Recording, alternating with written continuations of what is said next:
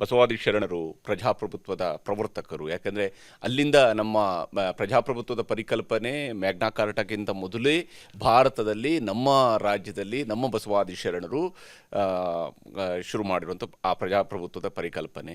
ಅಥವಾ ಪಂಚಾಯತ್ ರಾಜ್ನ ಪರಿಕಲ್ಪನೆಗೆ ಬಂದಾಗ ನೀವು ಹೇಳಿದ್ರಿ ರಾಜೀವ್ ಗಾಂಧಿ ಅವರು ಅಫ್ಕೋರ್ಸ್ ಅವರು ಸಂವಿಧಾನದ ತಿದ್ದುಪಡಿ ತಂದರು. ಆದರೆ ಪಂಚಾಯತ್ ರಾಜ್ ವಿಚಾರದಲ್ಲೂ ಕೂಡ ಕರ್ನಾಟಕನೇ ಮೊದಲ ರಾಜ್ಯ. ಅದು ಮಂಡಲ ಪಂಚಾಯತ್ ಜಿಲ್ಲಾ ಪರಿಷತ್ಗಳ ಮೂಲಕವಾಗಿ ಮಾಡಿದಂತಹ ರಾಜ್ಯ ನಮ್ಮ ರಾಜ್ಯ.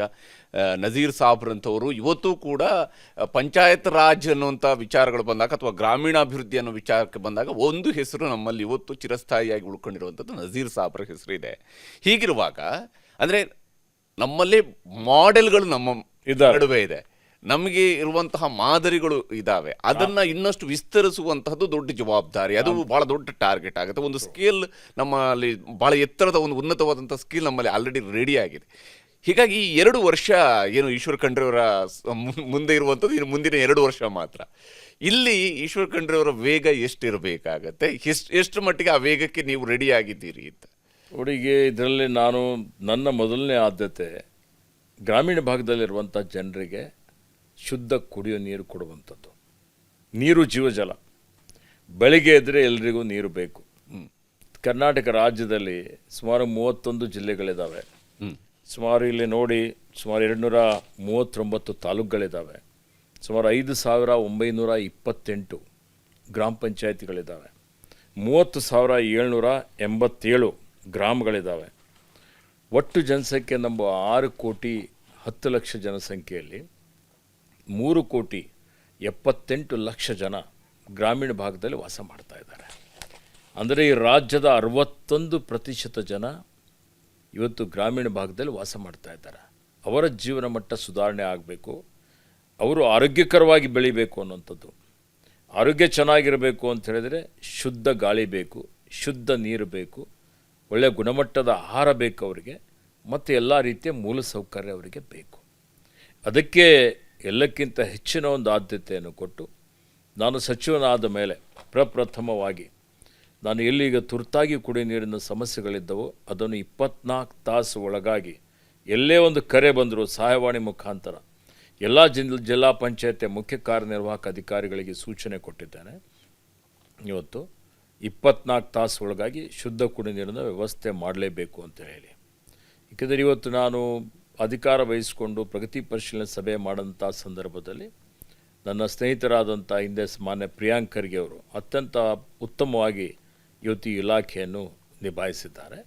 ಅವರಿಗೂ ನಾನು ಅಭಿನಂದನೆಗಳನ್ನು ಸಲ್ಲಿಸ್ತಾ ಇದ್ದೇನೆ. ಮತ್ತು ಈಗ ಮುಂದೆ ಭಾಳಷ್ಟು ಸವಾಲುಗಳಿದ್ದಾವೆ. ಈಗ ಮಳೆಗಾಲ ಪ್ರಾರಂಭ ಆಗಿದೆ, ಮುಂಗಾರು ಪ್ರಾರಂಭ ಆಗಿದೆ. ಕಲುಷಿತ ನೀರು ಎಲ್ಲೂ ಯಾರಿಗೂ ಹೋಗಬಾರದು.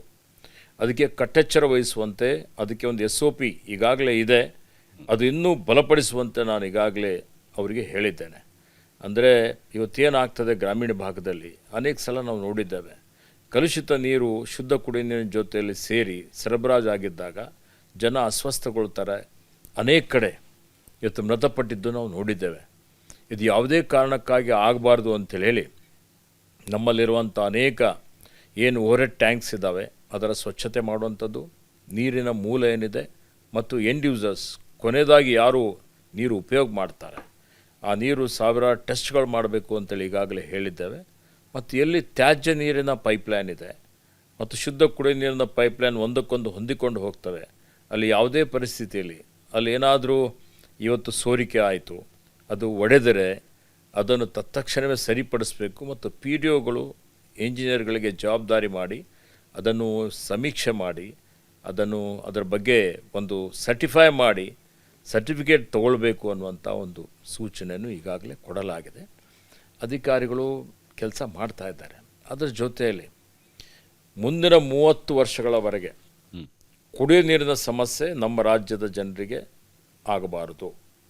ಆ ರೀತಿಯಲ್ಲಿ 30 ವರ್ಷಗಳಲ್ಲಿ ಆಯಾ ಗ್ರಾಮಗಳ ಏನು ಜನಸಂಖ್ಯೆ ಹೆಚ್ಚಳ ಆಗ್ತದೆ ಅದಕ್ಕನುಗುಣವಾಗಿ ಈಗೇನು ಜಲ್ ಜೀವನ್ ಮಿಷನ್ ಇದೆ, ಹಿಂದೆ UPA ಸರ್ಕಾರ ಇದ್ದಾಗ ಇದೇ ರಾಷ್ಟ್ರೀಯ ಗ್ರಾಮೀಣ ಕುಡಿಯುವ ನೀರಿನ ಯೋಜನೆ ಅಂತಿತ್ತು.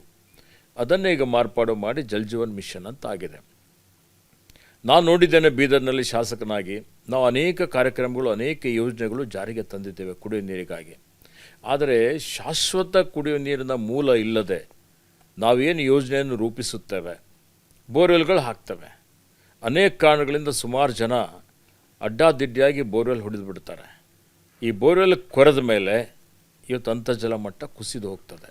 ಕುಡಿಯೋ ನೀರಿಗಾಗಿ ನಾವು ಬೋರ್ವೆಲ್ ಕೊರೆದಂಥದ್ದು ಅದು ಬತ್ತಿ ಹೋಗ್ತದೆ. ಹೀಗಾಗಿ ಯೋಜನೆಯೇ ಸಂಪೂರ್ಣವಾಗಿ ವಿಫಲ ಆಗ್ತದೆ.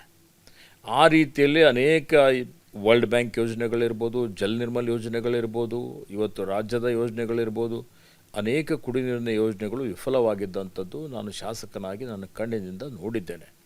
ನಮ್ಮ ಅಧಿಕಾರಿಗಳು ಈಗ ಜಲ್ ಜೀವನ್ ಮಿಷನ್ ಅಡಿಯಲ್ಲಿ ಈಗೇನು ಸಿಂಗಲ್ ವಿಲೇಜ್ ಸ್ಕೀಮ್ ಅಂತ ಮಾಡಿದ್ದಾರೆ. ಸಾವಿರಾರು ಯೋಜನೆಗಳಿದ್ದಾವೆ. ಅದರಲ್ಲಿ ಸಾಕಷ್ಟು ಪ್ರಗತಿ ಆಗಿದೆ. ಮಲ್ಟಿ ವಿಲೇಜ್ ಸ್ಕೀಮ್ ಇದೆ. ಈ ಬಹುಗ್ರಾಮ ಕುಡಿಯೋ ನೀರಿನ ಯೋಜನೆ ಏನಿದೆ, ಇದು ಶಾಶ್ವತವಾದಂಥ ಒಂದು ಕುಡಿಯೋ ನೀರು ಗ್ರಾಮೀಣ ಭಾಗದ ಜನರಿಗೆ ಕೊಡುವಂಥದ್ದು.